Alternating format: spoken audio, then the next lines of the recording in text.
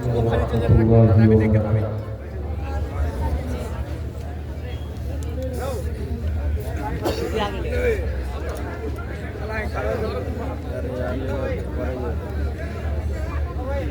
الحمد لله نحمده ونستعينه ونستغفره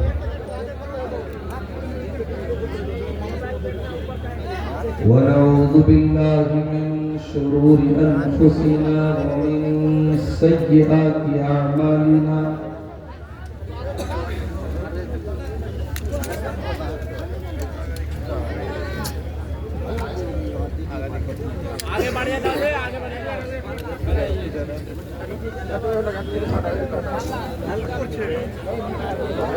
مضل له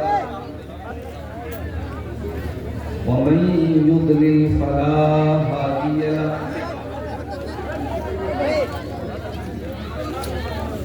وأشهد أن لا إله إلا الله وحده لا شريك له وأشهد أن محمدا عبده ورسوله يا أيها الذين آمنوا اتقوا الله حق تقاته ولا تموتن إلا وأنتم مسلمون يا أيها الناس اتقوا ربكم الذي خلقكم من نفس واحدة وخلق منها زوجها وبث منهما رجالا كثيرا ونساء واتقوا الله الذي تساءلون به والأرحام إن الله كان عليكم رقيبا يا أيها الذين آمنوا اتقوا الله وقولوا قولا سديدا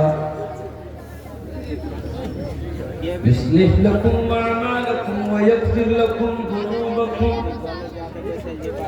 ومن يطع الله ورسوله فقد فاز فوزا عظيما أما بعد فإن خير الحديث كتاب الله وخير الهدي هدي محمد صلى الله عليه وسلم وشر الأمور محدثاتها وكل محدثة بدعة وكل بدعة ضلالة وكل ضلالة في النار. أعوذ بالله من الشيطان الرجيم. بسم الله الرحمن الرحيم. هن لباس لكم وأنتم لباس لهم. وقال تعالى في مقام آخر وعاشروهن بالمعروف. وقال تعالى في مقام آخر ومن آياته أن خلق لكم من أنفسكم أزواجا لتسكنوا إليها وجعل بينكم مودة ورحمة.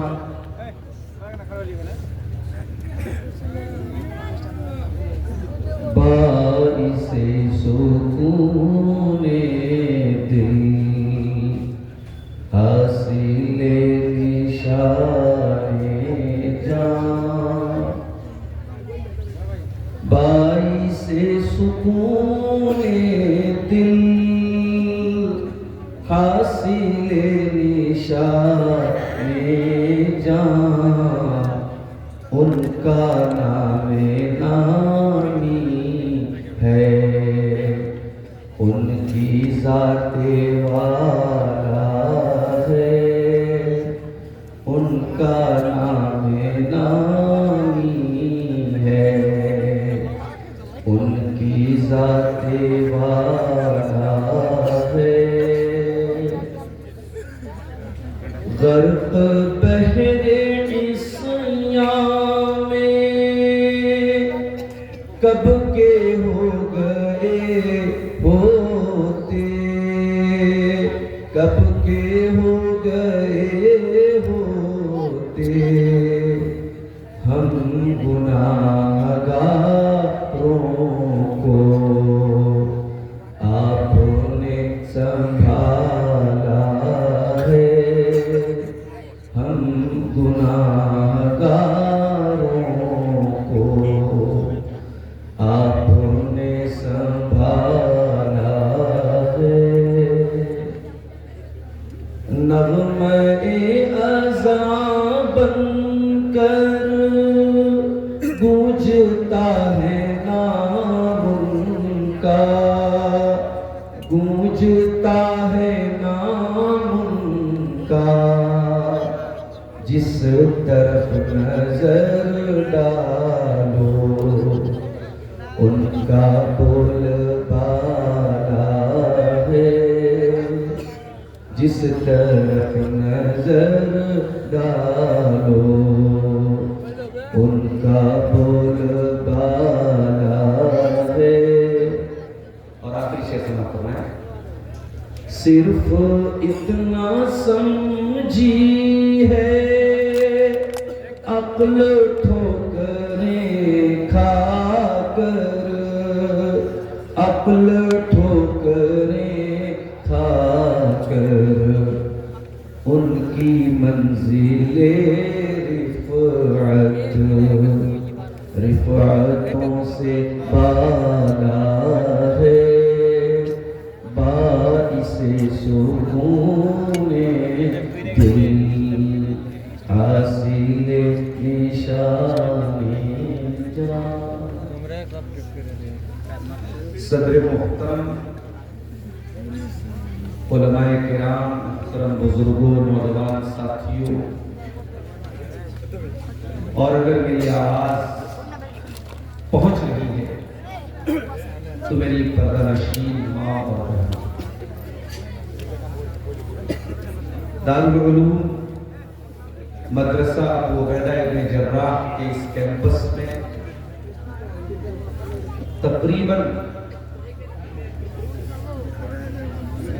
8 سالوں کے بعد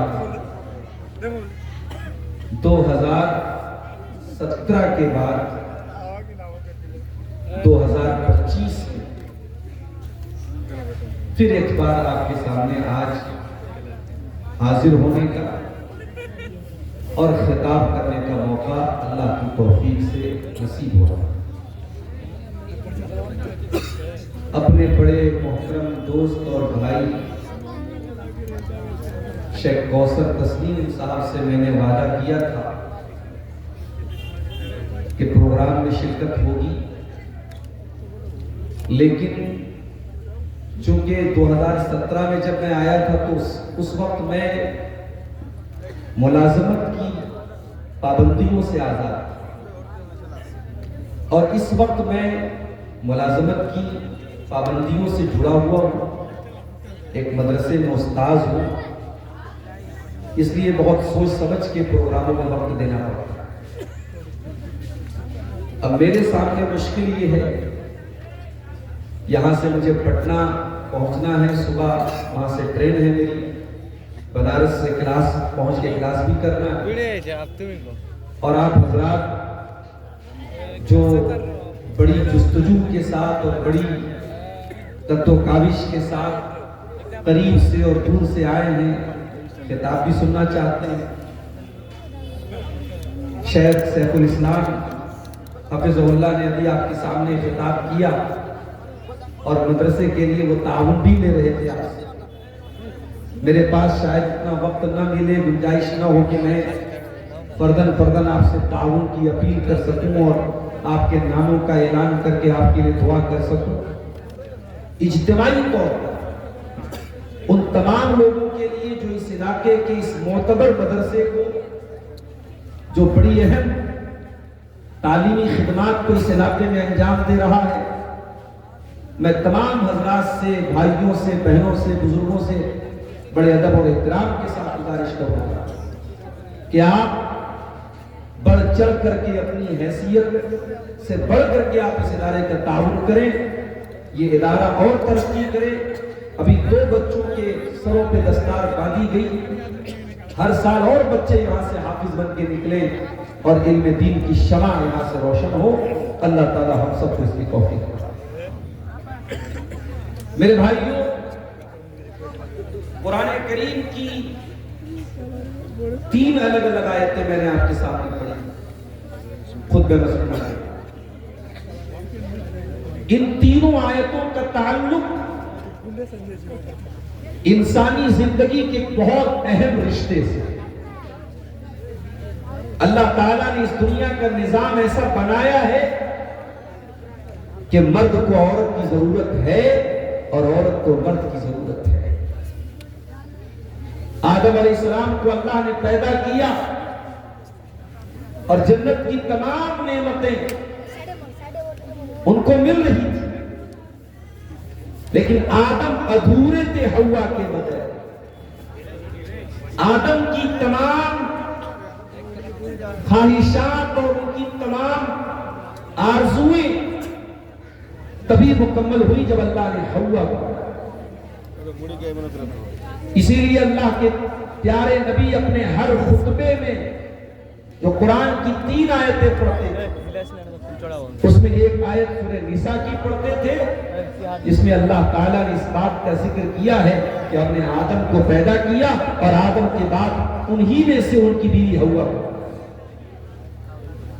یا ایھا الناس اتقوا ربکم الذی خلقکم من نفس واحدہ، اے لوگوں اپنے پروردگار سے ڈرو جس نے ایک جان آدم سے تم کو پیدا کیا۔ وَخَلَقَ مِنْهَا زَوْجَهَا، اور آدم سے ان کی بیوی حوا کو بنایا۔ وَبَثَّ مِنْهُمَا رِجَالًا كَثِيرًا وَنِسَاءً، اور جب دونوں کو اللہ نے پیدا کر دیا، آدم کو بھی بنایا حوا کو بھی بنایا، ان دونوں کے ذریعے اللہ تعالیٰ نے انسانی نسل کو آگے بڑھایا۔ جب تک حوا پیدا نہیں ہوئی انسانی نسل آگے نہیں بڑھ پائی۔ یہ اللہ کا بنایا ہوا نظام ہے۔ دنیا آگے تبھی بڑھے گی جب مرد اور عورت ان دونوں کے ذریعے ایک پریوار بنے گا، ایک گھر۔ اور مرد اور عورت کے ذریعے ایک پریوار کیسے بنے گا؟ وہ کسی حرام رشتے کی بنیاد پہ نہیں بنے گا، وہ گرل فرینڈ اور بوائے فرینڈ کے کلچر کی بنیاد پہ نہیں بنے گا، وہ لیونگ ریلیشن شپ کی بنیاد پہ نہیں بنے گا۔ ایک پریوار اگر بنے گا، ایک گھر اگر بنے گا، ایک خاندان اگر بنے گا تو نکاح کی بنیاد سے۔ اور میرا جملہ نوٹ کر لو، جس محبت میں نکاح نہیں ہے، جس محبت میں لڑکا دعویٰ کرتا ہے کہ میں لڑکی سے بہت محبت کرتا ہوں، لیکن اس لڑکی سے اگر وہ نکاح کرنے کو تیار نہیں ہے، وہ نکاح کے بجائے کسی اور طریقے سے اس لڑکی کو حاصل کرنا چاہتے ہیں، وہ محبت ہی نہیں ہے میرے خیال سے۔ وہ محبت کے نام پہ ڈھکوسلا ہے، محبت کے نام پہ ہوس ہے، محبت کے نام پہ واسنا ہے، محبت کے نام پہ لشت ہے، محبت کے نام پہ اپنی جسمانی شہوتوں کی تکمیل ہے۔ نکاح کیا ہے؟ کبھی آپ نے غور کیا؟ نکاح کے ذریعے مرد و عورت ایک دوسرے کے لیے حلال ہوتے ہیں۔ وہی کام اگر بغیر نکاح کے کیا جائے زنا ہے، حرام ہے، بدکاری ہے۔ نکاح کے ذریعے حلال ہو گئے۔ نکاح میں ہوا کیا؟ لڑکی کے ولی کی اجازت، لڑکے کی طرف سے گواہوں کی موجودگی، مہر اور لڑکے کا قبول کر لینا کہ ہاں میں نے اس لڑکی سے میں نے اس لڑکی کو اپنے نکاح میں قبول کیا۔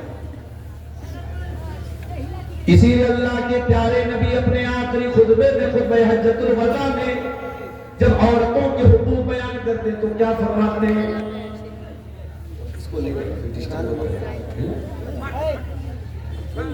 آخری خطبے میں آپ نے کیا فرمایا؟ استوصوا بالنساء خیرا، اے لوگوں تم عورتوں کے ساتھ اچھا سلوک کرو۔ فَإِنَّكُمْ أَخَذْتُمُوهُنَّ بِأَمَانِ اللَّهِ وَاسْتَحْلَلْتُمْ فُرُوجَهُنَّ بِكَلِمَةِ اللَّهِ۔ ذرا جملے پر غور کیجئے اللہ کے رسول کے۔ آپ نے فرمایا کہ جب تم نے عورت سے نکاح کیا کل تک وہ کسی کی بیٹی تھی, کسی کی بہن تھی, کسی کی خالہ تھی, کسی کی پھوپھی تھی, لیکن کل تک کسی کی بیوی نہیں تھی. کل تک وہ کسی اور کے گھر میں رہتی تھی, کسی اور کے گھر میں نہیں اپنے گھر میں رہتی تھی. اور آج جب نکاح کر کے آئی, ایک اجنبی پریوار میں, ایک اجنبی گھر میں آئی, اور ایک انسان جس سے پہلے سے کوئی رشتہ داری نہیں تھی, نکاح کے ذریعے وہ اس کی بیوی بن گئی. صرف بیوی نہیں بنی, سر سے پیر تک اس کے لیے حلال ہو گئی.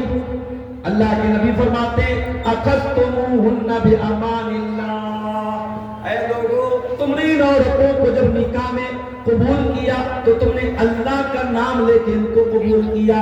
اللہ کا کلام پڑھا گیا, قرآن پڑھا گیا, مولوی صاحب نے خطبہ نکاح پڑھا اور اللہ کا نام لے کے تمہاری پناہ میں دے دیا, تمہاری امان میں دے دیا. یہ عورتیں جب نکاح کر کے تمہارے گھر میں آتی ہیں, تمہاری پناہ میں آ جاتی ہیں, تمہاری امان میں آ جاتی ہیں. وَاسْتَحْلَلْتُمْ فُرُوجَهُنَّ بِكَلِمَةِ اللَّهِ, اور اللہ کے کلمہ کی بنیاد پر یہ تمہارے لیے حلال ہو جاتی ہیں.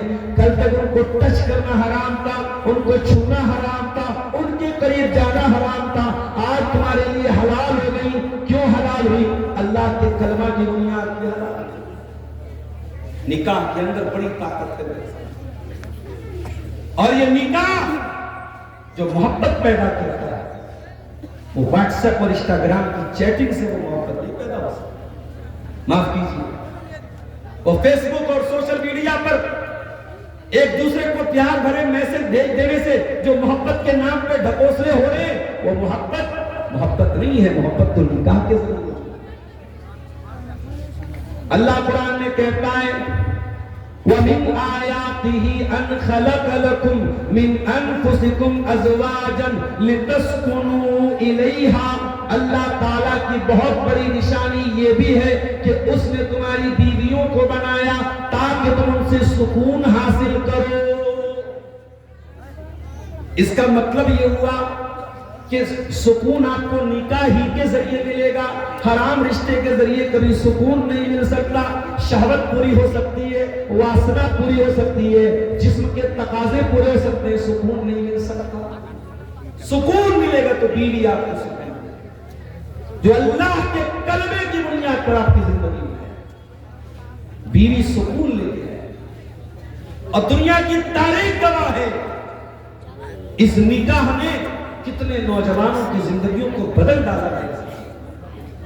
کتنے نوجوانوں کو میں جانتا ہوں جو شادی کے پہلے بڑے لفنگے قسم کے, بڑے آوارہ قسم کے, بڑے غیر ذمہ دار قسم کے لوگ تھے, لیکن جب نکاح ہو گیا اور ایک عورت ان کی زندگی میں ذمہ داری بن کے آئی, اللہ تعالیٰ نے ذمہ دار بنا, اللہ نے برائیوں سے بچنے والا بنا دیا, اللہ نے سمجھدار بنا دیا, اللہ نے تقوی والا بنا دیا. اور اگلے جملے پر غور کیجئے وَجَعَلَ بَيْنَكُمْ مَوَدَّةً وَرَحْمَةً, اور اللہ نے میاں بیوی کے بیچ میں محبت پیدا کر دی, رحمت پیدا کر دی. محبت اللہ نے پیدا کی ہے نکاح. یہ محبت دنیا کی کسی طاقت نے پیدا کی. آپ شنکر نگر سپول کے رہنے والے ہیں, شیرشاہ آبادی برادری آپ کی کٹیہار اور ارریہ اور کشن گنج تک پھیلی ہوئی ہے. آپ نے نکاح کا پیغام بھیجا, یہاں سے 100 کلومیٹر 150 کلومیٹر دور یا اور بھی دور مان لیجیے, لڑکی سے آپ کا پہلے سے کوئی جان پہچان اور کوئی تعلق نہیں. لڑکی آئی آپ کے, آپ سے شادی ہو گئی, بیوی بن گئی آپ کی. وہ آپ بے روزگار تھے, کل تک اکیلے کھانا پڑتا تھا, بیوی کو کھلانا پڑ رہا ہے. احساس ہوا یار میری آمدنی تو کم ہے, کچھ اور کرنا پڑے گا. دوستوں سے مشورہ کیا, دوستوں نے کہا قطر چلے گا. مجھے معلوم ہے بیرپور کے علاقے کے بہت سارے ہمارے نوجوان قطر میں جاب کرتے ہیں, کام قطر چلے گئے. ویزا بن گیا آپ کا, ٹکٹ آ گیا, فلاں تاریخ کو فلائٹ ہے آپ کی پٹنہ سے, جانے کا ٹائم. ابھی شادی کو صرف 1-2 ہفتے ہوئے ہیں, उतना आपकी बहन नहीं हो रही है, उतना आपकी माँ नहीं हो रही है, उतना आपके कोई रिश्तेदार नहीं हो रहे जो सालों से आपके रिश्तेदार थे। एक हफ्ते दो हफ्ते निकाह का ये रिश्ता हुआ है, वो औरत सालों कतार हो जाती है। आप अपनी बीवी को छोड़ के परदेश जा रहे हैं, बीवी आपसे लिपट करके रो रही है, आपके लिए खाने का टिफिन बांध रही है, आपके सामानों को तरतीब दे रही है, आपका सामान पैकिंग कर रही है। ऐ अल्लाह, ये कैसी मोहब्बत है जो बरसों की मोहब्बत पर भारी पड़ रही है। एक हफ्ते दो हफ्ते भी शादी को हुए, उस औरत के दिल में इस आदमी की इतनी ज्यादा मोहब्बत कैसे पैदा हो गई। औरत भी हो रही है, आदमी का दिल भी गमगीन है, बीवी को छोड़ के जा रहा है, भारी मन के साथ जा रहा है, भारी दिल के साथ जा रहा है, कलेजे पर एक दुख और उदासी छाई हुई है। ये एक दो हफ्ते के अंदर इतना प्यार, इतना अपनापन कैसे पैदा हो गया? कुरान जवाब देता है, ओ लोगों, ये दुनिया की किसी ताकत का कमाल नहीं है। वमिन आयातिही अन खलक़ लकुम मिन अनफुसिकुम अज़वाजन लितस्कुनु इलैहा वजअल बैनकुम मवद्दतन व रहमा। ये मोहब्बत पैदा करने वाला अल्लाह है। ये मोहब्बत मियाँ के दिल में, शौहर के दिल में बीवी के लिए, और बीवी के दिल में शौहर के लिए, ये मोहब्बत पैदा करने वाला अल्लाह है। और आगे बढ़िए, शौहर 70 साल का हो गया, बीवी 60 साल की हो गई, दोनों बूढ़े हो गए। औरत जवानी में बड़ी खूबसूरत थी, अब बुढ़ापे में चेहरे पर चुन्नी पड़ गई, बाल सफेद हो गए। शौहर भी बूढ़ा हो चुका है, बदन में ताकत नहीं है, झुक के चलता है, लाठी लेके चलता है। उस बुढ़ापे में बुढ़िया का इंतकाल हो गया। बूढ़े की आंखों से आंसू बह रहे, बूढ़ा रो रहा है। अरे तेरी औरत तो बूढ़ी हो चुकी थी, 60 साल की हो चुकी थी, अब तो जवानी के जैसी खूबसूरती भी नहीं थी, अब तो इस लायक भी नहीं है तू कि अपनी बीवी के करीब जा सके, न तेरी बीवी इस लायक है तेरी जरूरतों को पूरा कर सके।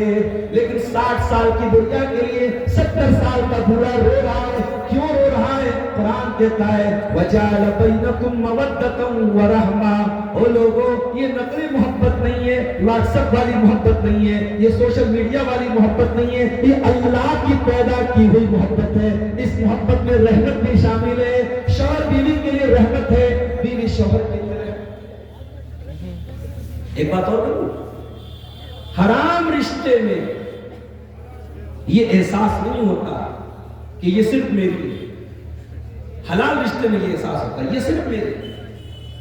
आप गौर करें, हराम तरीके से कोई लड़का किसी लड़की के साथ अगर ताल्लुक बनाता है तो जैसे लोग कपड़ा चेंज करते हैं, वैसे आज के जमाने में ताल्लुकात चेंज होते हैं। आज इसके साथ दोस्ती है, कल उसके साथ दोस्ती हो गई, इसके साथ ब्रेकअप हो गया, उसके साथ पैचअप हो गया। उतने तो लोग कपड़े नहीं बदलते जितने आजकल रिश्ते बदले जा रहे हैं। लेकिन शादी में दुनिया के किसी कोने में चला जाए इंसान, लौटता है तो दुनिया की सबसे खूबसूरत औरत अगर नजर आती है तो उसको अपनी बीवी नजर आती है, अपनी बेगम नजर आती है। ये इस रिश्ते की खूबसूरती है मेरे प्यारे साथी। इसीलिए अल्लाह ताला कुरान के दूसरे पारे में कहता है, हुन्ना लिबासुल लकुम व अंतुम लिबासुल लहुन्ना। तुम्हारी औरतें तुम्हारे लिए लिबास हैं और तुम भी अपनी औरतों के लिए लिबास हो। लिबास क्या होता है? कोई कुर्ता पायजामा के साथ सदरी पहन रहा है, कोई ब्लेजर पहन रहा है, कोई शेरवानी पहन रहा है, कोई टी शर्ट पहन रहा है। कल नेपाल में प्रोग्राम था, एक नौजवान का बाल देखा, बिल्कुल जो है पीछे से किनारे किनारे का बाल एकदम उड़ा हुआ है, लग रहा है पीछे से कोई बंदर जा रहा है। तो अब ये भाई उसको वही स्टाइल चल रहा है।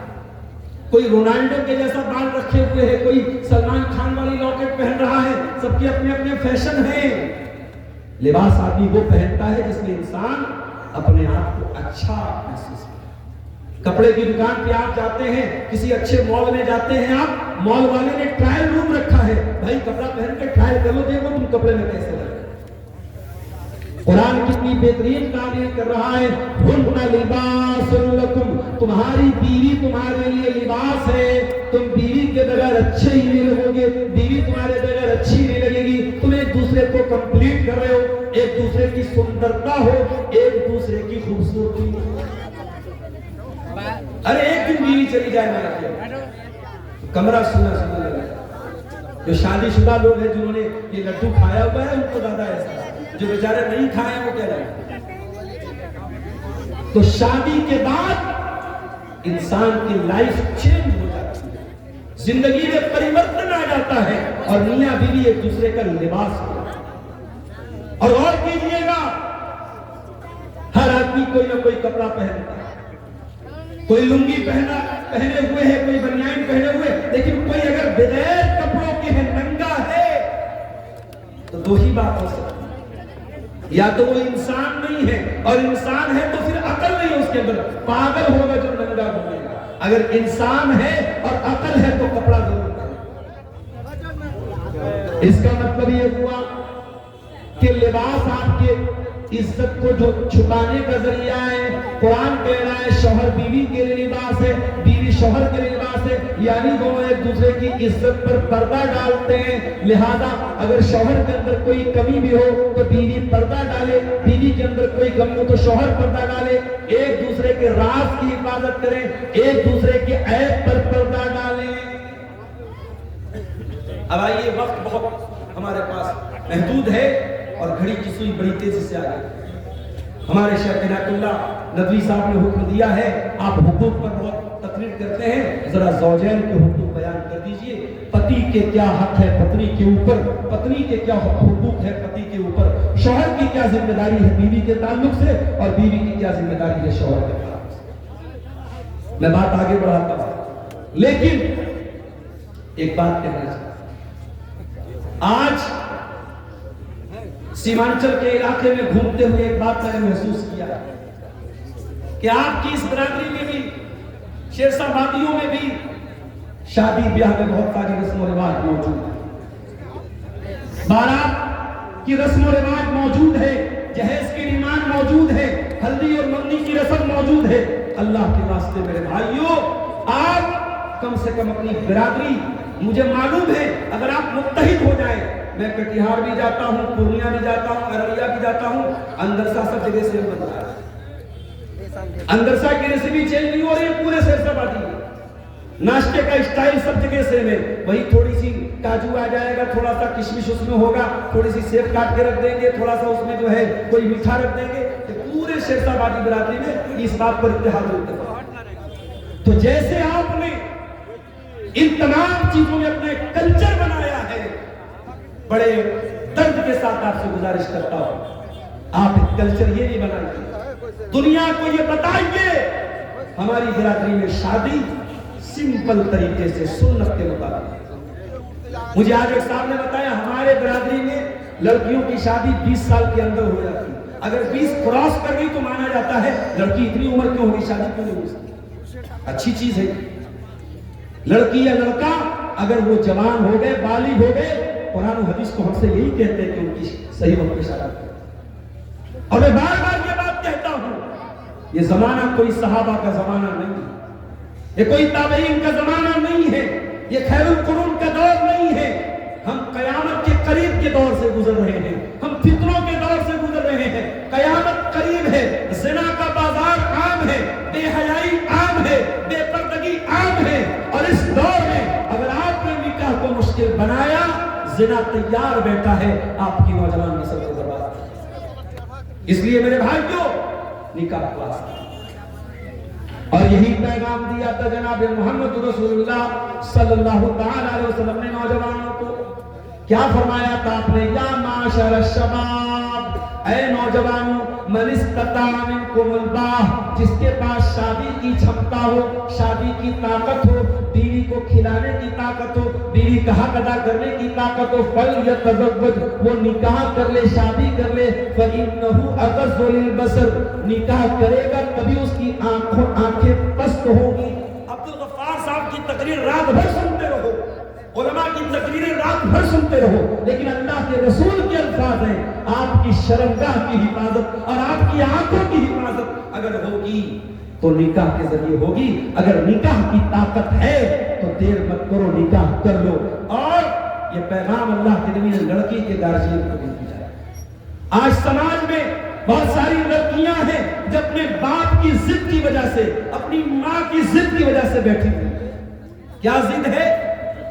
اگر ہم کروڑ پتی ہیں تو داماد بھی کروڑ پتی ہی چاہے، اگر ہمارے پاس 2 منزلہ مکان ہے تو داماد بھی 2 منزلہ مکان والا چاہے، اگر ہم گورنمنٹ جاب والے ہیں ہمارا داماد بھی گورنمنٹ جاب والا چاہے۔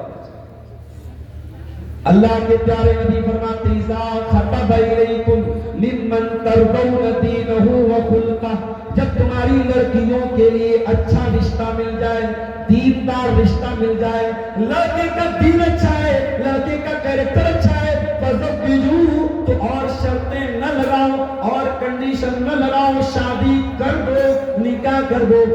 اگر تم نے ایسا نہیں کیا تکن فتنۃ فی الارض وفساد عریض، تو زمین میں بہت سارا فساد پھیل جائے گا، فتنہ پھیل جائے گا۔ امام حسن بصری کے پاس ایک آدمی آیا، اس نے کہا امام صاحب میری بیٹی کے رشتے بہت آ رہے، کسرا خطابہا، میری بیٹی کے رشتے بہت آ رہے، کس کے ساتھ لڑکے کی شادی کی؟ فرمایا زوجھا التقی، اپنی لڑکی کی شادی کسی متقی انسان سے کرنا، کسی پرہیزگار انسان سے کرنا۔ ان احبہا اکرمہا، اگر وہ تمہاری لڑکی سے محبت کرے گا تو عزت دے گا، وَإِن لَمْ يُحِبْبَهَا لَمْ يُهِنْهَا، اور اگر تمہاری بیٹی سے محبت نہیں کرے گا تب بھی ذلیل نہیں کرے گا۔ لہذا شادی کرو تو تقوی اور دینداری کی بنیاد پر کرو۔ اب آئیے ہم ذرا قرآن و حدیث کی روشنی میں جائزہ لیں، شوہر کے اوپر کیا ذمہ داری بیوی کی ہے اور بیوی کے اوپر کیا ذمہ داری شوہر کی ہے۔ پہلے ہم دونوں کی مشترکہ کچھ ذمہ داری کو آپ کے سامنے بیان کریں۔ نکاح ہو گیا، شوہر بیوی ایک دوسرے کے رشتے میں آ گئے، اب کچھ چیزیں دونوں کی ذمہ داری ہے، شوہر کی بھی ذمہ داری ہے، بیوی کی ذمہ داری ہے۔ اس میں سب سے پہلی چیز تعاون علی البر والتقوی، اچھے کاموں میں ایک دوسرے کا سپورٹ کرنا ہے۔ اگر شوہر نماز کا ٹائم ہو گیا اور نماز کے لیے شوہر نہیں جا رہا ہے، بیوی بول دے جاؤ تم نماز پڑھو۔ نماز کا ٹائم ہو جائے بیوی نماز نہ پڑھے، شوہر پوچھے تم نے نماز کیوں نہیں پڑھی، نماز کے تعلق سے دونوں ایک دوسرے کی مدد کریں۔ بیوی گھر سے نکل رہی ہے اور بغیر پردے کے نکل رہی ہے، بغیر نقاب کے، بغیر حجاب کے نکل رہی ہے، شوہر ٹوک دے تو نقاب کیوں نہیں پہنتی، تو پردہ کیوں نہیں کرتی۔ اسی طریقے سے شوہر سگریٹ پینے لگے، کوئی نشہ کی چیز استعمال کرنے لگے، بیوی فوراً منع کرے۔ حرام کاموں سے ایک دوسرے کو روکے اور اچھے کاموں میں ایک دوسرے کا سپورٹ کرے۔ اس کی دلیل کیا ہے؟ آئیے میں 2-3 دلیلیں آپ کو دیتا ہوں۔ اللہ کے پیارے نبی فرماتے ہیں لِيَتَّخِذْ أَحَدُكُمْ قَلْبًا شَاكِرًا وَلِسَانًا ذَاكِرًا وَزَوْجَةً مُؤْمِنَةً تُعِينُهُ عَلَىٰ أَمْرِ الْآخِرَةِ۔ اے دنیا والو، 3 چیزوں کو دولت بنا لو، 3 چیزوں کو خزانہ بنا لو، 3 چیزوں کو اپنے گھر میں لے کے آ جاؤ۔ قلبًا شاکرا، اپنے سینے میں ایسا دل پیدا کر لو جو اللہ تعالیٰ کا شکر ادا کرنے والا ہو۔ وَلِسَانًا ذَاكِرًا، اور اپنے منہ میں ایسی زبان پیدا کرو جو اللہ تعالیٰ کا ذکر کرنے والی ہو۔ وَزَوْجَةً مُؤْمِنَةً تُعِينُهُ عَلَىٰ أَمْرِ الْآخِرَةِ، اور ایسی دیندار عورت سے شادی کرو، اس کو بیوی بناؤ جو دین کے کاموں میں تمہاری مدد کرے۔ ایسی عورت کیسی ہوتی ہے بھائی؟ جو دین کے کاموں میں آپ کی مدد کرے۔ آئیے اس کا بھی ایگزامپل آپ کو دے۔ اللہ کے پیارے نبی فرماتے ہیں رحم اللہ رجلا قام من اللیل، اللہ تعالیٰ رحمت نازل فرمائے اس آدمی کے اوپر جو رات میں اٹھ کر کے تہجد پڑھتا ہے، وہ ایقظ امرأتہ، اور اپنی بیوی کو بھی اٹھاتا ہے، اور بیوی اگر انکار کر دے تو بیوی کے چہرے پر پانی چھڑک دیتا ہے، چلو بیگم اٹھو، چلو نماز پڑھو۔ خود بھی تہجد پڑھ رہا ہے اور بیوی کو بھی اٹھاتا ہے۔ اللہ، تو جو شوہر تہجد کے لیے بیوی کو اٹھائے گا وہ فجر کی نماز میں آٹومیٹک اٹھائے گا، وہ ظہر کے لیے ضرور اٹھائے گا، وہ عصر کے لیے ضرور اٹھائے گا، وہ مغرب اور عشاء کے لیے ضرور اٹھائے گا۔ اللہ کے نبی نے رحمت کی دعا کی ہے اس آدمی کو۔ اور میری پیاری ماں اور بہنوں، آپ بھی سن لیجئے، نبی نے دوسری دعا کس کے لیے کی؟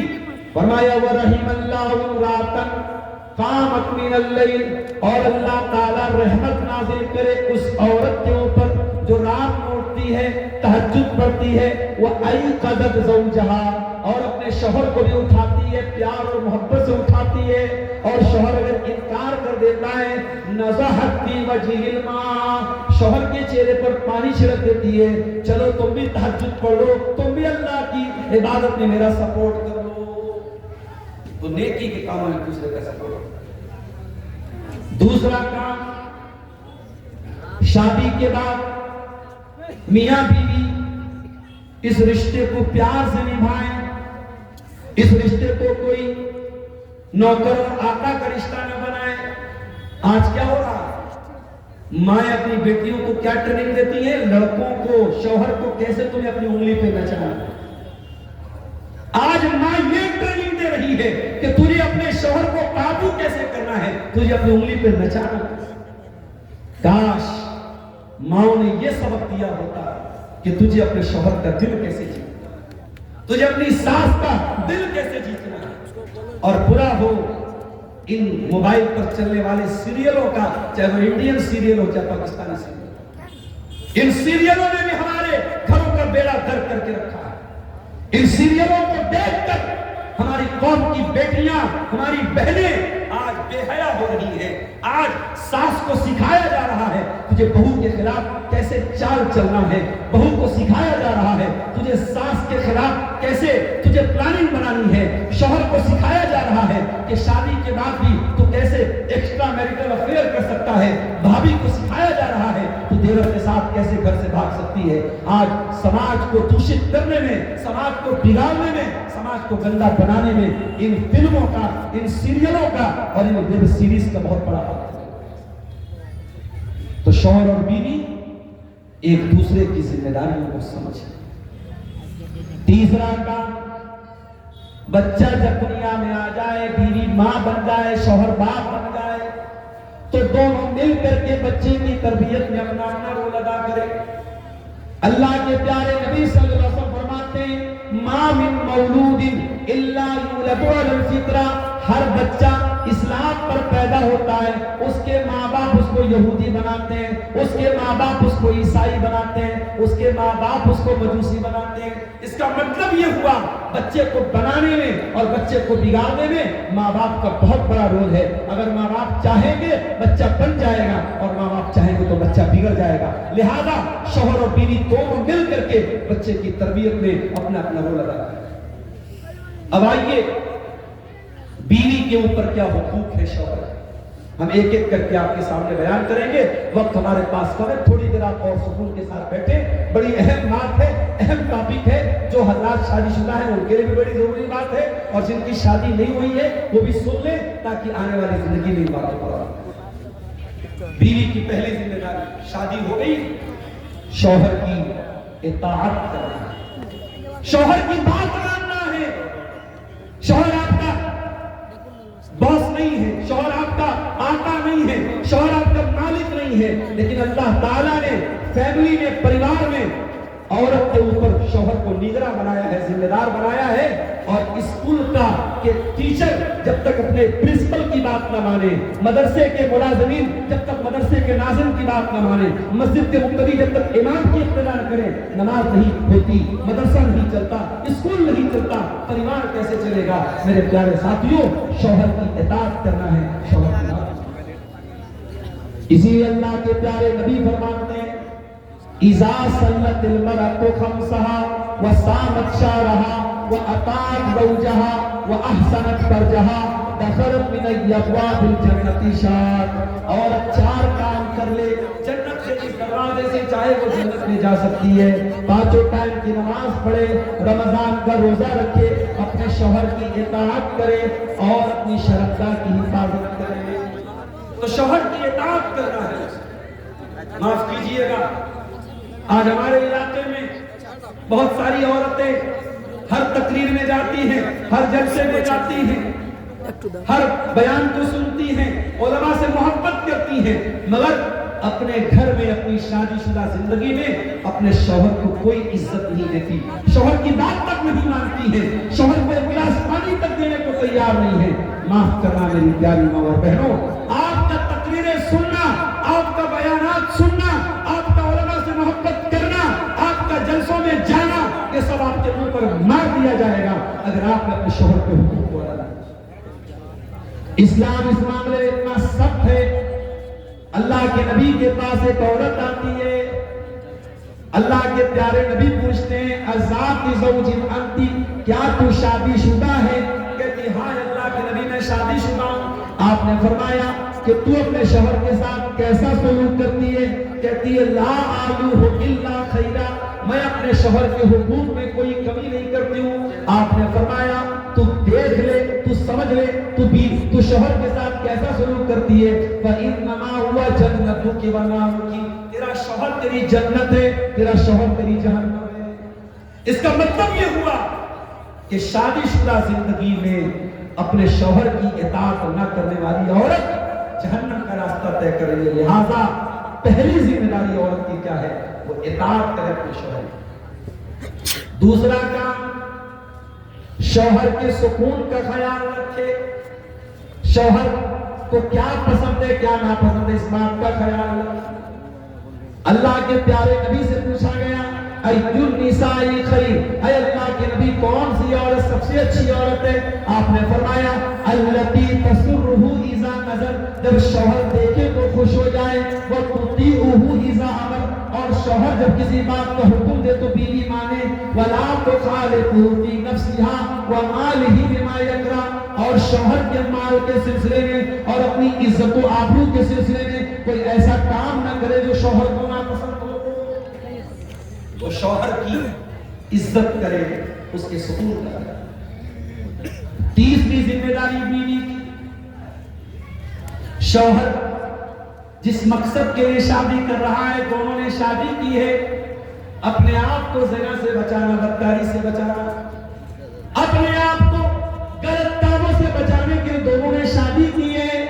لہذا اگر شوہر بیوی کو بلائے تو بیوی بغیر کسی مجبوری کے، بغیر کسی بیماری کے، وہ شوہر اگر بیماری ہے تو الگ بات ہے، لیکن اگر شوہر بیوی کو بلائے تو بیوی دیر نہ کرے، شوہر کے پاس جائے، یہ بھی اس کا حق ہے۔ اللہ کے نبی نے فرمایا اگر شوہر بیوی کو بلائے اور بلا عذر کے بیوی شوہر کے پاس نہ جائے تو فرشتے لعنت برس کرتے رہتے ہیں یہاں پر اس وقت۔ اسی طریقے سے بیوی کی ایک اور ذمہ داری ہے کہ شوہر کے گھر میں کسی ایسے انسان کو انٹری نہ دے جس کو شوہر ناپسند کرتا ہے۔ فرمایا لا یؤتین فرشکن، لا یؤتین فرشکن احدا تکرہون، عورتیں تمہارے گھروں میں کسی ایسے انسان کو آنے نہ دے جس کو تم ناپسند کرتے ہو۔ یہ حق ہے تمہارا تمہاری بیوی کے اوپر کہ وہ تمہارے گھر میں کسی ایسے انسان کو انٹری نہ دے جس کو شوہر ناپسند کرتا ہے۔ اب یہاں ایک بات اور سنیں، کبھی کبھی شوہر کیا کرتا ہے، ایسے رشتہ داروں کو گھر میں لاتا ہے جو عورت کے لیے غیر محرم ہے۔ مثال کے طور پہ چاچا کا لڑکا ہے، شوہر کا کزن ہے، شوہر کے چاچا کا لڑکا، شوہر کے ماما کا لڑکا، شوہر کے خالہ کا لڑکا، یہ سارے کے سارے لوگ اس عورت کے لیے غیر محرم ہے۔ شوہر لاتا ہے اور بیوی سے کہتا ہے چائے لے کے آؤ، اور بیوی چائے لے کے آتی ہے اور اس غیر مرد کے سامنے لا کر کے چائے پروستی ہے۔ حرام ہے، یہ طریقہ حرام ہے میرے خیال سے۔ آپ اپنی بیوی کو، اپنے گھر کی عورتوں کو اگر سماج میں پائے جانے والے غیر محرم سے بچاتے ہیں تو اپنے رشتہ داروں میں جو غیر محرم ہیں ان سے بھی اپنی بیوی کو پردہ کرائیے اور ان کے سامنے اپنی بیوی کو مت لائیے۔ اور اگر آپ لاتے ہیں تو آپ یہ حدیث بھی سن لیجئے، اللہ کے نبی نے بے غیرت قرار دیا ہے اس انسان کو۔ آپ نے فرمایا 3 لوگ ایسے ہوں گے قیامت کے دن، نہ تو اللہ تعالیٰ ان کی طرف دیکھے گا، نہ ان سے بات کرے گا، نہ ان کو پاک صاف کرے گا۔ نمبر 1 العاق لوالدیہ، اپنے ماں باپ کو ستانے والا۔ نمبر 2 المرأۃ المترجلہ، مردوں کی طرح چال ڈھال اپنانے والی عورت۔ اور نمبر 3 الدیوس، وہ بے غیرت مرد الذی یقر فی اہلہ الخبث، جس کے گھر میں گندگی ہو رہی ہو، بے حیائی ہو رہی ہو، بے پردگی ہو رہی ہو اور اس کو کوئی فرق نہیں۔ تو اگر شوہر بیوی کو سے بے پردگی کروائے، بے غیرتی کروائے، تو کان کھول کے سن لو، شوہر کی ہر بات بیوی کو نہیں ماننا ہے۔ اگر شوہر کی کوئی بات ایسی ہے، چاہے اس کا تعلق میاں بیوی کے آپس کے تعلق سے بھی، میاں بیوی کے تعلقات کے سلسلے میں بھی، اگر شوہر پریشر کر کے فورس کر کے کوئی ایسا کام کرنے کو بولے تو اسلام کی نظر میں غلط ہے، جو شریعت کی نظر میں غلط ہے، تو بیوی کو بات نہیں ماننی ہے۔ کیوں؟ اس لیے کہ اللہ کے نبی نے فرمایا لا طاعۃ لمخلوق فی معصیۃ الخالق، اللہ کو ناراض کر کے، اس کی نافرمانی کر کے کسی مخلوق کی بات کو نہیں ماننا ہے۔ شوہر کی عزت اپنی جگہ ہے، شوہر کا احترام اپنی جگہ ہے، مگر شوہر کی ناجائز اور غلط بات بیوی نہیں مانتی۔ اسی طریقے سے بیوی کی ایک اور ذمہ داری ہے، شوہر کے مال کو بے دریغ خرچ نہ کرے۔ اپنے حق بھر کا پیسہ لے سکتی ہے، لیکن اس کا مطلب یہ نہیں ہے کہ جب مودی جی نوٹ بندی کراتے ہیں، مہیلاؤں کے گھروں سے لاکھوں روپے برآمد ہوتے ہیں جو انہوں نے اپنے شوہروں کی جیب سے چرایا، اس کا مطلب یہ ہوا کہ شوہر کو بتائے بغیر عورتیں بہت سارا پیسہ چرا لیتی ہیں سیونگ کے نام پہ، یہ غلط ہے، مناسب نہیں۔ ہاں اگر آپ کو یقین ہے تھوڑا بہت پیسہ میں شوہر کی پاکٹ سے لے رہی ہوں اور شوہر ہی کے لیے، پریوار ہی کے لیے لے رہی ہوں، تو الگ مسئلہ ہے، یا شوہر آپ کی ضروری چیزوں کو نہیں دے رہا ہے، حق ادا نہیں کر رہا ہے، تو وہاں پہ آپ لے سکتی ہیں۔ لیکن اتنا زیادہ پیسہ لے لینا، مال لے لینا کہ شوہر کی زندگی پریشانی میں آ جائے، یہ بالکل بھی مناسب نہیں ہے۔ تو یہ کچھ ذمہ داریاں ہیں جو بیوی کے اوپر شوہر کی۔ شوہر کی کیا ذمہ داری ہے؟ شوہر کی پہلی ذمہ داری، قرآن کہتا ہے وَعَلَى الْمَوْلُودِ لَهُ رِزْقُهُنَّ وَكِسْوَتُهُنَّ بِالْمَعْرُوفِ، بچے کے باپ کی ذمہ داری ہے بچے کی ماں کو کھلانا، پلانا، پہنانا۔ اپنی بیوی کو نکاح کر کے لائے ہو، روٹی، کپڑا، مکان آپ کو دینا پڑے گا، آپ کی ڈیوٹی ہے، آپ کی ذمہ داری ہے۔ اور جب نکاح کرو تو مہر بھی بیوی کا دے دو۔ وَآتُوا النِّسَاءَ صَدُقَاتِهِنَّ نِحْلَةً، قرآن کہتا ہے اپنی عورتوں کو مہر دے دو خوشی خوشی۔ ہمارے بنارس میں پہلے کے زمانے میں 32.5 روپیہ مہر ہوتا تھا، ابھی تھوڑا لوگوں نے بڑھا دیا ہے، ابھی 100 گرام چاندی مہر میں دی جاتی ہے۔ پرسوں میں حدیث پڑھ رہا تھا مدرسے میں بچوں کو، اللہ کے نبی نے اپنی بیویوں کو جو مہر دیا تھا 12.5 اوقیہ چاندی دیا تھا۔ 12.5 اوقیہ چاندی تقریباً 1.5 کلو ہوتی ہے، اور 1.5 کلو چاندی کا جو ریٹ میں نے کرنٹ میں پتا کیا 2.25 لاکھ روپیہ۔ یعنی اللہ کے نبی نے اپنی بیویوں کو اس زمانے کے حساب سے جو چاندی دی تھی آپ نے مہر میں، آج کی کرنٹ ویلیو کیا ہے 2.25 لاکھ۔ اس لیے مہر کی رقم بہت زیادہ بھی نہیں ہونی چاہیے جو آپ دے نہ سکیں، اور اتنی کم بھی نہیں ہونی چاہیے کہ ہنسی مذاق بن کے رہ جائے۔ مہر انسان کو اپنی حیثیت کے مطابق ہونا چاہیے۔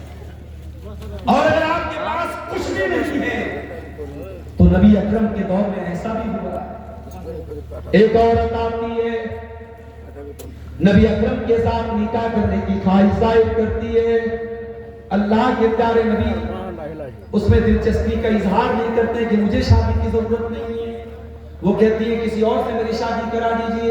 ایک صحابی کہتے ہیں اللہ کے نبی میں شادی کرنے کو تیار ہوں۔ آپ نے پوچھا ہے تمہارے پاس کچھ مہر میں دے دیں؟ اچھا آج الٹی بات ہے، آج لڑکے والے لڑکی والوں سے پوچھتے ہیں تمہارے پاس دینے کے لیے کیا ہے۔ نبی کے دور میں لڑکے سے پوچھا جاتا تھا تمہارے پاس دینے کے لیے کیا ہے۔ صحابی نے کہا ہے اللہ کے نبی میرے پاس صرف میرا ازار ہے، میری لنگی ہے اور کچھ نہیں۔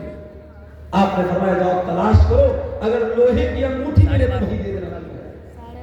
صحابی نے تلاش کیا، تلاش کر کے آئے، کہا ہے اللہ کے نبی لوہے کی انگوٹھی بھی نہیں۔ آپ نے فرمایا اچھا یہ بتاؤ هل معك شيء من القرآن، کچھ قرآن یاد ہے کیا؟ کہا کہ ہاں اللہ کے نبی مجھے فلا فلا صورت ہے۔ قرآن کے حافظوں کو ہلکا سمجھنے والوں، قرآن کے علماء کو ہلکا سمجھنے والوں، سائنس کے ٹیچر کی ٹیوشن فیس 5000، میتھ کے ٹیچر کی ٹیوشن پڑھانے والے ٹیچر کی فیس 3000، اور قرآن پڑھانے والے مولوی کو 500 روپیہ دے کے احسان جتاتا ہے۔ مولوی صاحب کچھ کم کر دیجیے۔ قرآن کی قیمت تو نہیں طے ہو سکتی ہے، قرآن کی کوئی ویلو تو نہیں طے ہو سکتی۔ اب تیری نظر میں سائنس کے ٹیچر کا مقام اونچا ہوگا، میں سائنس کے ٹیچروں کو ڈیگریڈ نہیں کر رہا ہوں، ٹھیک ہے، سماج میں ان کا بہت بڑا یوگدان ہے، میتھ کے ٹیچروں کا بہت بڑا یوگدان ہے، لیکن اللہ کی قسم قرآن پڑھنے والے کا جو مقام ہے اور قرآن پڑھانے والے کا جو مقام ہے وہ دنیا کے کسی اور ٹیچر کا نہیں ہو سکتا۔ اور یہ بات میں نہیں کہہ رہا ہوں، یہ بات جناب محمد رسول اللہ صلی اللہ علیہ وسلم نے فرمائی ہے، خیرکم من تعلم القرآن وعلمہ، تم میں سب سے بہترین انسان وہ ہے جو قرآن کو سیکھتا ہوا۔ آپ نے فرمایا کیا قرآن تم کو یاد ہے؟ کہاں ہے اللہ کے نبی، قرآن یاد ہے۔ آپ نے فرمایا زوجتکھا بما معک من القرآن، جو قرآن تجھ کو یاد ہے اسی کو میں نے مہر بنا کے تیرا نکاح کر دیا۔ پتہ یہ چلا کہ مہر میں علم کو بھی مہر بنایا جا سکتا ہے۔ اگر شوہر کے پاس کوئی ایسا علم ہے جو بیوی کے پاس نہیں ہے اور نکاح میں یہ طے ہو جائے کہ شوہر وہ علم اپنی بیوی کو دے دے گا تو یہ علم بھی مہر بن سکتا ہے۔ تو شوہر کا ایک بہت بڑا اس کی ذمہ داری اور بیوی کا بہت بڑا حق شوہر کے اوپر کیا ہے؟ بیوی کو اس کا مہر۔ تیسری چیز، بیوی کو خوش رکھے، اتنا خوش رکھے، اتنا خوش رکھے۔ اللہ کے نبی سے شادی ہوئی حضرت عائشہ، کچھ دنوں کے بعد آپ سفر پہ گئے، صحابہ سے آپ نے فرمایا تم لوگ تھوڑا آگے نکل جاؤ، صحابہ آگے نکل گئے۔ آپ نے فرمایا اے عائشہ چلو ہم دونوں دوڑ کا مقابلہ کرتے ہیں، ریس لگاتے ہیں، دیکھتے ہیں کون آگے بڑھتا ہے۔ حضرت عائشہ فرماتی ہیں میری نئی نئی شادی ہوئی تھی، وزن میرا کم تھا، دبلی پتلی تھی، جب میں دوڑنے لگی اللہ کے پیارے نبی پیچھے رہ گئے اور میں آگے نکل گئی، میں جیت گئی، میں اس ریس کے مقابلے میں آگے بڑھ گئی اور مجھے بہت ہنسی آئی، میں نے بہت مذاق بنایا اللہ کے رسول کا کہ دیکھیے میں نے تو آپ کو شکست دے دی، میں آگے نکل گئی۔ کچھ دنوں کے بعد جب دوسری مرتبہ ایک سفر میں اللہ کے نبی گئے اور آپ کی عادت تھی سفر پہ جانے کے پہلے آپ پرچی ڈالتے تھے، قرآن دازی کرتے تھے اور جس بیوی کا نام آتا تھا اس کو لے کے جاتے تھے، اس مرتبہ بھی حضرت عائشہ کا نام نکلا۔ آپ نے ان کو لے کے گئے اور راستے میں ایک جگہ جب آپ نے سناٹا دیکھا صحابہ سے آپ نے کہا تھوڑا آگے نکل جاؤ اور آپ نے کہا عائشہ چلو آج ہم لوگ ایک بار پھر ریس لگاتے ہیں۔ حضرت عائشہ کہتی ہیں اس مرتبہ جب ریس ہوئی اور ہم دونوں جب دوڑنے لگے اس مرتبہ میں تھوڑی فربا ہو گئی تھی، تھوڑی موٹی ہو گئی تھی، تھوڑی میرے بدن میں چربی آ گئی تھی، میں ویسا نہیں دوڑ پائی جیسے پہلے دوڑتی تھی۔ اس مرتبہ اللہ کے پیارے نبی صلی اللہ علیہ وسلم آگے نکل گئے اور میں پیچھے رہ گئی، اور جب نبی نے مجھ کو پیچھے پچھاڑ دیا، مجھ کو پیچھے کر دیا تو اللہ کے نبی ہنسنے لگے اور آپ نے ہنستے ہوئے فرمایا ہاذہ بتلک، اے عائشہ اس دن کا بدلہ آج میں نے پورا کر لیا۔ یہ نبی کی زندگی تھی۔ آپ نبی سے زیادہ سیریس نہیں ہو سکتے، نبی سے زیادہ سنجیدہ نہیں ہو سکتے۔ اگر اللہ کے رسول اپنی بیویوں کے ساتھ ہنسی مذاق کرتے تھے، انٹرٹینمنٹ کرتے تھے، حلال اور جائز طریقے سے آپ بھی اپنی بیویوں کے ساتھ تھوڑا انٹرٹینمنٹ کیجئے۔ شادی کا رشتہ یہ کوئی ایسا رشتہ نہیں ہے کہ بس ایک روٹین ہے کہ صاحب ہم گھر میں آئے اور بیوی نے ہم کو کھانا دے دیا، ہماری ضرورتیں پوری کر دی۔ اس رشتے کو تھوڑا منورنجک بنائیے، اس میں تھوڑا پیار اور محبت کی باتیں ہوں۔ آج پیار اور محبت کی جب بات آتی ہے تو لوگ حرام محبت کی بات کرتے ہیں کہ صاحب فلاں تو اپنی محبوبہ کو چاک بولتا ہے، کبھی کبھی آپ بھی اپنی بیوی کو چاک بول دیجیے۔ ویسے ایک دن آئے گا جب آپ کے سر کا آدھا بال چلا جائے گا تو آپ خود ہی چاک بن جائے گا انشاءاللہ۔ تو آپ اس کے پہلے کہ آپ چاک بن جائیں، بیوی کو کبھی کبھی محبت سے، اللہ کے نبی حضرت عائشہ کو کبھی عائش بولتے تھے، محبت بھرے جملے کبھی بول دیجیے۔ میرے بھائیوں گھڑی کی سوئی 12:30 بجا رہی ہے اور آخری جو میری لمٹ تھی یہاں سے نکلنے کی، کیونکہ 5 بجے تک